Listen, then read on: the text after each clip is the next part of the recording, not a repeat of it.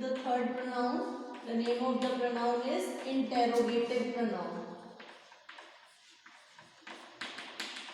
Interrogative जैसा कि नाम से ही पता लग रहा है बेटे, क्वेश्चन वाले वर्ड्स जिनसे हम क्वेश्चनिंग करते हैं, यानी कि प्रश्नवाचक सर्वनाम जिन्हें कहते हैं। देखो example, who has come to meet you. एक तो बेटे ये वाले प्रोनाउंस हमेशा क्वेश्चन वाले मार्क से ही, क्वेश्चन मार्क से ही एंड होंगे और WH फैमिली से इनकी स्टार्टिंग होती है। व्हाट इज द मैटर, क्या मामला है।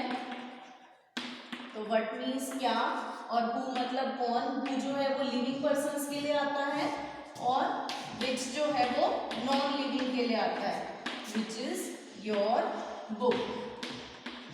जब भी नॉन लिविंग के लिए हम यूज करते हैं विच, तो कौन आता है, आप ये तुम्हारी बुक कौन सी है, तो उसके लिए आप विच लगाओगे, और पर्सन के लिए आएगा तो हु लगाओगे। Whom do you want to meet? आप किससे मिलना चाहते हो, तो जब आप किससे लिखोगे तो whom आ जाएगा। तो इन सारे शब्दों से हमें क्या पता लगता है, क्या डेफिनेशन क्रिएट होती है हमारी। N interrogative pronoun is a pronoun which is used for asking questions।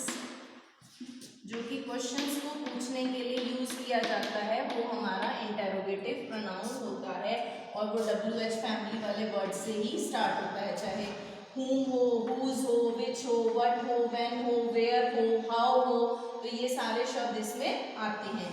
तो इसमें एक पॉइंट जो नोट करने का है बेटे, जब मैंने आपको डिमॉन्स्ट्रेटिव प्रोनाउन कराए थे तब भी हमने सेम चीज की थी। वो देखो कैसे, थ्रू एग्जांपल उसको समझो।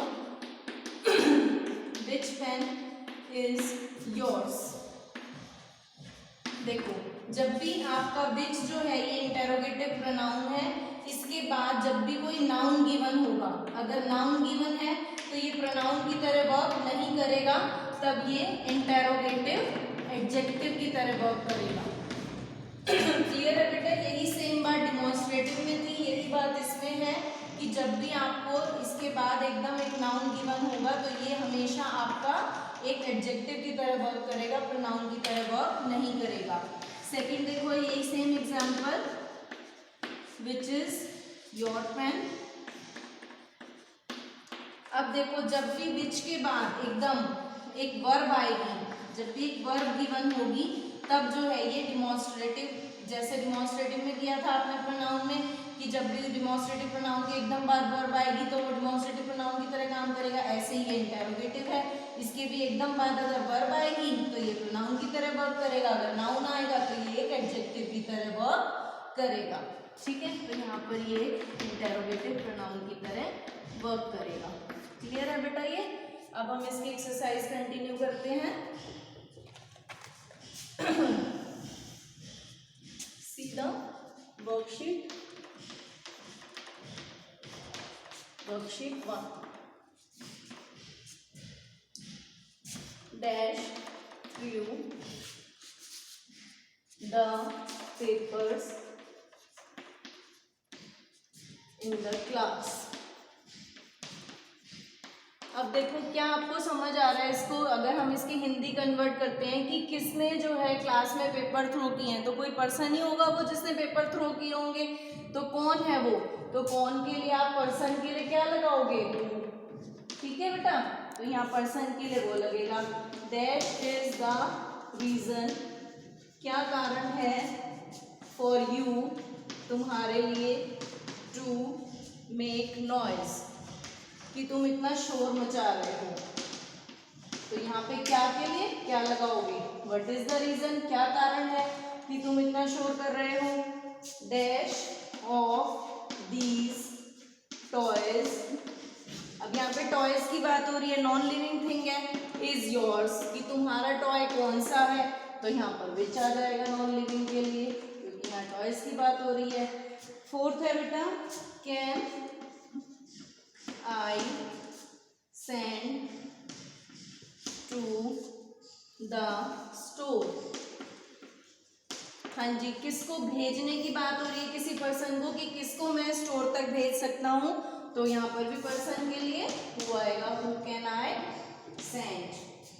Dash sister is standing outside. अब देखो उसकी बहन, तो यहाँ पर आपने क्वेश्चन पूछना है, तो किसकी बहन बाहर खड़ी है, तो किसकी के लिए क्या लगाते हैं हम, हुज। तो whose sister is standing outside. Dash dresses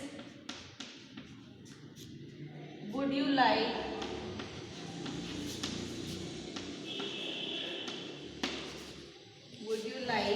to take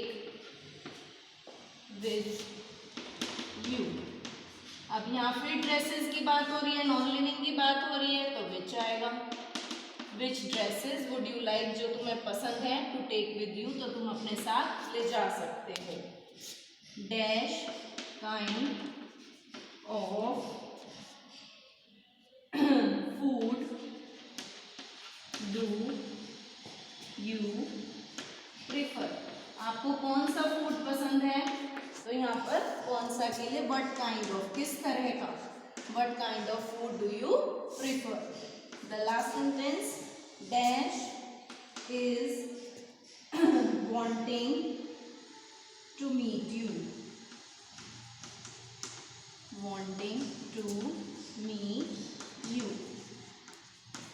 कौन तुमसे मिलना चाहता है, तो who is wanting to meet you.